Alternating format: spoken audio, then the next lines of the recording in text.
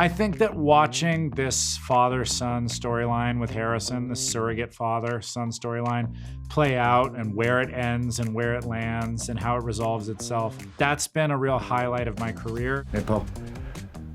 Want to do it with me? I actually do. Awesome. So Bill Lawrence has said that season 3 is all about moving forward and moving on. With Cobie Smulders confirmed to return, does that mean Jimmy might be ready to re-enter the dating world? It means he might try to re-enter the dating world, and I think whether he's ready is like a big thing we explore in season 3. Okay, bye, Jimmy. Okay. Bye, Sophie. How did you not ask her out? What happens if you meet the right one too early in the process, you know? So we see that play out.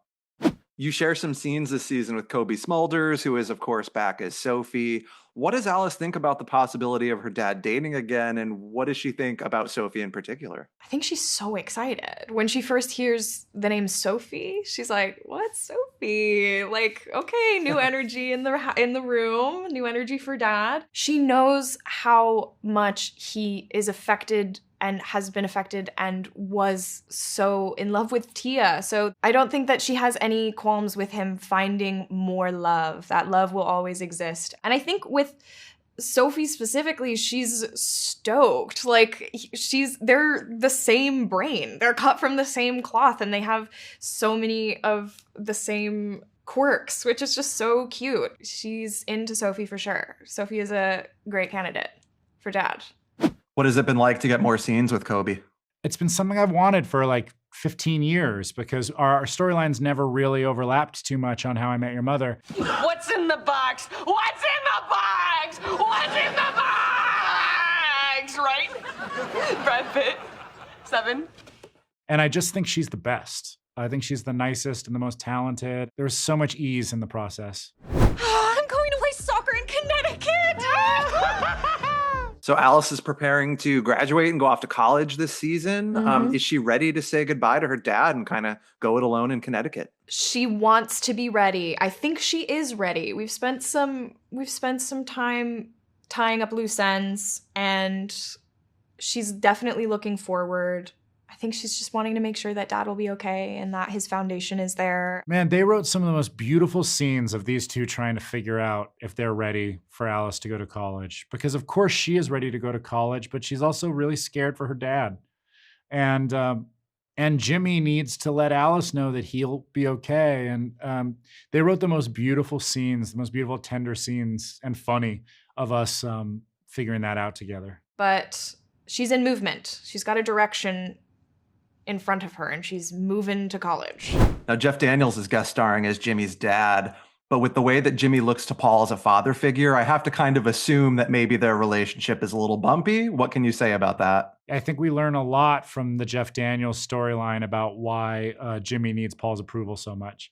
And watching those two actors go at it was so cool, and I learned so much. The days shooting with Jeff Daniels were insane. Those were so fun to see him and Jason work side by side, or even stand side by side, or talk side by side. There's physicalities that were kind of becoming this symbiotic thing of, you guys really look like father and son and are acting like father and son in a crazy way.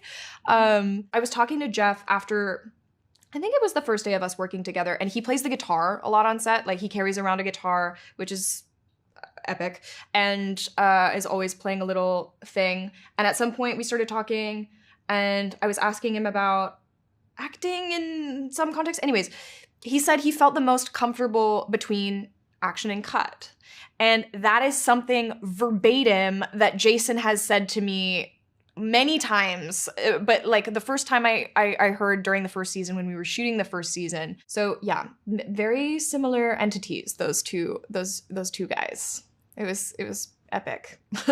Now, the legendary Michael J. Fox is also confirmed to be in this season. What was it like having him on set? I can't give too much away, but it's just a really brave performance, a really funny, really interesting performance. The character that he plays. What are you in for? Parkinson's. You? Just a haircut. I deserve more of a laugh than that. But also, I mean, it was just an honor to watch. and to get to tell him what an inspiration he is and what an inspiration he was to me when I was young and trying to make stuff, and taking on too much, but knowing that somebody else had done it and gotten through. It was really cool. I'll always remember.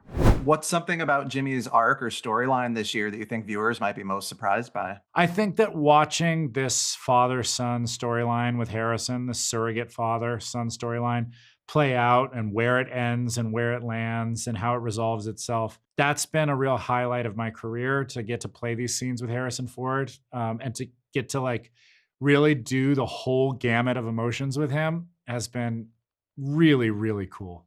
I have leaned on you so much. Just grateful I get the chance to pay you back even a little. What is it like to actually act across from Harrison Ford in these scenes? It must be a trip. You just really don't want to it up. Pardon my French, but you know what I mean? It's like, yeah. It's like someone has told you you're going to play one-on-one with Michael Jordan tomorrow. You're just like, okay. I guess I better sleep, and I guess I better eat right, and I guess I better practice. You just show up like, okay, here we go. So this season, Gaby says she isn't really sure she's doing what she's supposed to be doing. So what's going on with her on the career front, and how is that going to factor into her arc this season? At the beginning of season 1, I think you see Gaby kind of feel like she wishes she was doing what she calls quote unquote more deeper work or trauma work. And I think you see Gaby kind of find a patient that has experienced some trauma, and it's kind of her first foray into that world. Which is different than the way Paul runs his office. And this season is about moving on. That's the theme of the season. And we see Gaby push through some really significant life jumps this season. Okay, yeah. Speaking of that, Damon Wayans Jr. is back. Tell me the goods on Derek number 2 and Gaby, and what sort of hurdles they're going to face. Derek number 2 is great. Damon Wayans Jr. is an amazing actor, giving actor, funny actor. I'm sorry, baby. I love you. I love you. Hmm? What? What do you mean, what? Did you not hear the way you said I love you just now? And he's one of those guys that just gets jokes. He just gets it. He just sees it. He just can see it in zeros and ones. And also, he does that really cool thing, like you're in a writer's room where if you do something in a take that was funny, he'll remind you, in another take, he's like, yo, that was funny. You should do it again, in that kind of way. And you're like, oh my gosh, yes, I forgot. So it's he just has that yes and that's kind of my favorite kind of actor to work with, is whatever their style is, they are down to play and try things and see where we can go together. And it's been a dream to work with Damon. I've been thinking about the color scheme in your nursery. For the curtains, I have 2 swatches for you to choose from. Tell them the truth. I have 1 swatch. So Brian and Charlie have tapped Liz to help out with the new baby. Have they unleashed a monster? What's that dynamic going to look like? Well, I think that Brian equally adores and fears Liz. He is at once obsessed with her and terrified of her. I'm really excited to hear your thoughts. Truth. I don't care what you think, and I also chose the wallpaper. Oh my goodness, Liz has so many plates spinning. I just get these scripts because she's so different than I am in real life. I'm like, what is she doing? You know that she thinks she knows everything about everything, and particularly about parenting, mothering, babies, everything. So she's going to show them what's what. And then, of course, she makes a terrible parenting mistake as the season goes on. I mean, I get the scripts out. I don't know. I have to work really hard to figure out why is she doing this? She needs something too. They all need something out of this relationship. She is craving time with a baby. She wants to be part of mothering again. And especially, we saw this with Alice in the early season. She wants a girl. She's got 3 boys and Derek at home, and she loves being around a girl. And of course, now we have baby Sutton, and she gets to have this baby girl. So at the same time, Brian and Charlie, they need help. It takes a village, and they really embrace that over the course of season 3. They really embrace this idea that it takes a village. They're letting a lot of people be involved in raising the baby, which is quite beautiful. Sometimes they run into walls and sometimes they butt heads, but for the most part, it's really healthy, I think. Now, real talk, will Brian be able to survive not being the center of attention at home with a new baby to compete with? Brian's biggest problem is putting other people first. It's not something that comes naturally to him. But that's the greatest part about playing a character on a TV series, growing and changing over the course of the episodes. In a movie or a play, you're playing the same thing every night or one story. This guy's changing. We're seeing it. We're seeing, even though he is a narcissist and he does make everything about him, we actually get to see glimpses in season 3 of him putting others first, which is very cool. And I'm very proud of him. I'm proud that he's evolving and growing up and changing. And I love Devin Kawaoka, who plays Charlie. And I love our 2 little actors who play the baby. Actually, there was a beautiful moment when we first worked with these babies, when we shot the scene where the babies had just been born. And there's 2 of them, but they brought in one of them. They handed this baby to us, this tiny little baby. I mean, the baby hadn't actually just been born. It was like, like a week old or a few weeks old. But a baby, like a baby. And they handed us this baby, and it was so exciting. And like when they put a baby in your hands, you're not acting anymore, because that's a real baby. They don't know they're in a show. They don't know that they're part of something that's make-believe. They're just being a baby, looking you in the eye. And the baby sort of looked me in the eye, and I held it, and Devin and I were sort of there together, and the baby looked at Devin, and Devin looked at the baby, and I swear they imprinted in a like it was suddenly they looked into each other's soul. It was gorgeous. It was totally beautiful. I was very jealous, but it was beautiful to see, like, oh my gosh, I don't know what's going to become of this child. They're going to take it away when we call cut, but right now, this is our baby. And it was really beautiful. So Derek's mom comes to visit, and Liz isn't too happy about that. How would you explain the 2 women's dynamic? Oh my God. Well, first of all, that if shrinking fans will know that we've mentioned the mother before, that I have, like, she has to stay 100 feet away from the house. I don't let her in my house. And now we have a situation that she has to be in our house. I have to say, working with Candice Bergen and having her be the mother-in-law, the scenes were crackling.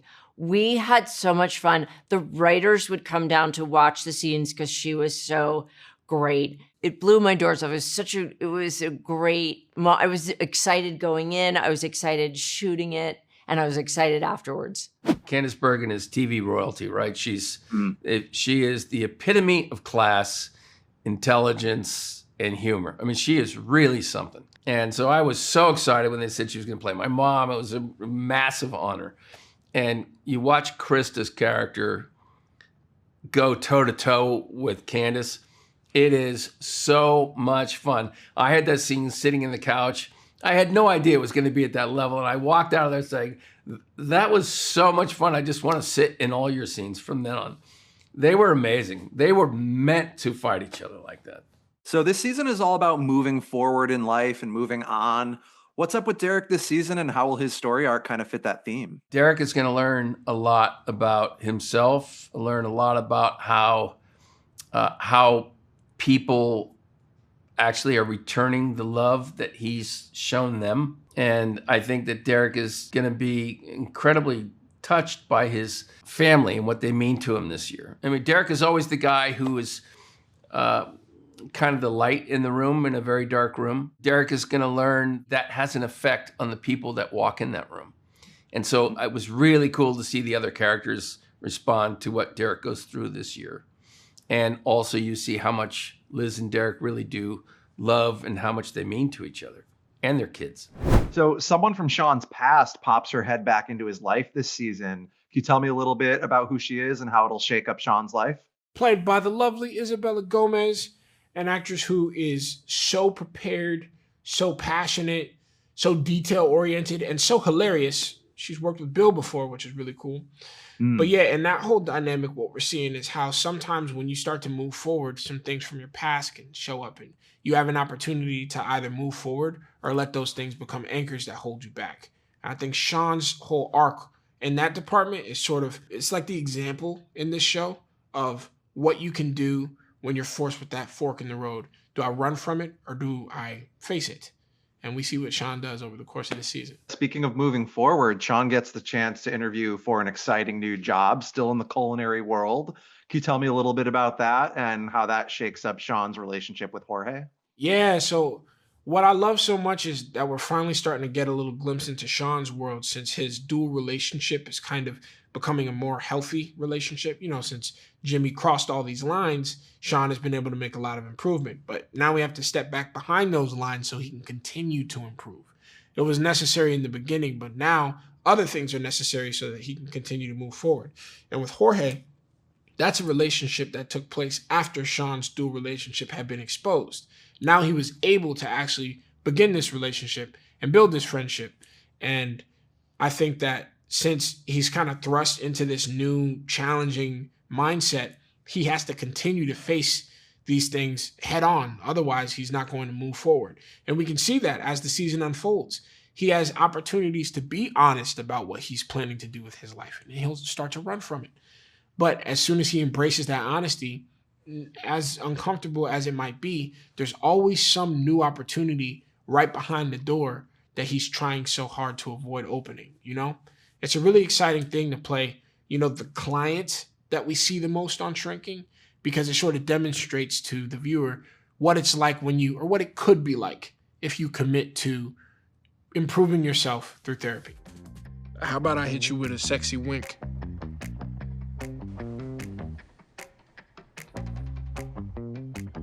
All right, I'd hit that.